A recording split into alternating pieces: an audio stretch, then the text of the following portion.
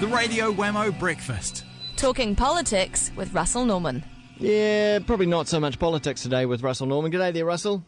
Hey, Wammo, how's it going? Now's not the time for politics, is it? Well, there's going to be some political issues that come up, but right now it's just a matter of cleaning up the mess. Yeah, so you've just arrived back in Wellington from Christchurch, so you spent the day there yesterday? We went down there yesterday afternoon to reopen the Green Party office and just catch up with people and see how people were coping with it all. Another big aftershock just a few minutes ago. I think everyone's nerves are completely frazzled. Yeah, there are a lot of people who are pretty on edge down there at the moment. I think this last one was 6.1, so hopefully there aren't too many more like that. So the Green Party office, is that still in Bedford Row? No, we moved out of Bedford Road to Durham Street. So we were initially inside the cordon, so we couldn't get in there, but we were able to get in there yesterday, and the building itself is sound, so we were able to reopen it. Okay, and of course that's not the case with all the buildings in the CBD.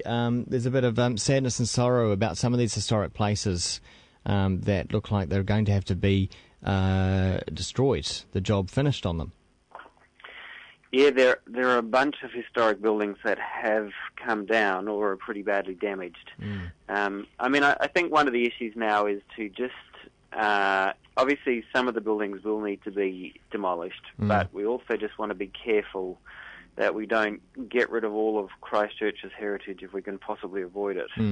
Because, obviously those buildings, it's one of the things that makes Christchurch a great place is the historic buildings. So we just want to not knock those down if we don't have to. Yeah, and I know, yet again, it's very early days to be talking about this kind of stuff, but, Christchurch has a pretty bad record with property developers in the CBD knocking down old buildings and putting up, in my opinion, rather inappropriate things in its place. That's right, and the danger is that over the next year, in the rebuilding, Christchurch gets smothered in garbage because there's plenty of developers in Christchurch who want to put garbage up. Yeah. So I think one of the critical things now is we need to speed up the resource consent process for the rebuilding, but we also need to make sure that there's good standards for not just obviously the earthquake proofing, but also quality. Yeah. And the community needs to have some say in that, and I think that's going to be one of the critical issues in the next few weeks. Yeah, because you cannot underestimate the aesthetic qualities and the way buildings, but particularly in a CBD, make people feel in a city and contribute to people's happiness. Absolutely. The urban form, as it's known, the urban form and the urban environment and the buildings in the inner city, together are a critical part of people's quality of life. So, if you put up a lot of tilt slab buildings, like the Rebel Sports one that they approve for some godforsaken reason, then, you really are going to have an impact on the city. And, what we build in the next year is going to be there probably for another 100 years. Yeah. So, let's give a bit of thought and make sure we build some good ones. There's also the other issue, actually, is looking at the parts of the city that probably should never have been developed. Yeah. Some of the eastern parts of the city on the wet sand that fared particularly poorly during the earthquake. We need to give some thought as to whether we want to just rush in there and rebuild in those places. Yeah. Or whether we should actually say to the people that are there now, look, we'll pay you out because maybe we really shouldn't never have approved subdivisions in these places, and the City Council should never have approved it. So I do think we need to look at that. There's that old saying, I can't remember exactly how it goes, but there's a reason why the old saying was there about building on the rock versus building on the sand, right?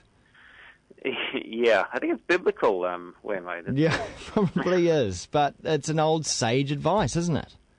Yeah, well, and it particularly showed. The wet sand just obviously turned to liquid, and all the liquid came out of it, rather. So those buildings just sank and fell to pieces. Not all of them. It varies from place to place, but some places clearly you've got to wonder whether we should rebuild on it. From what I've heard, anecdotally, Pegasus Bay Township came out all right.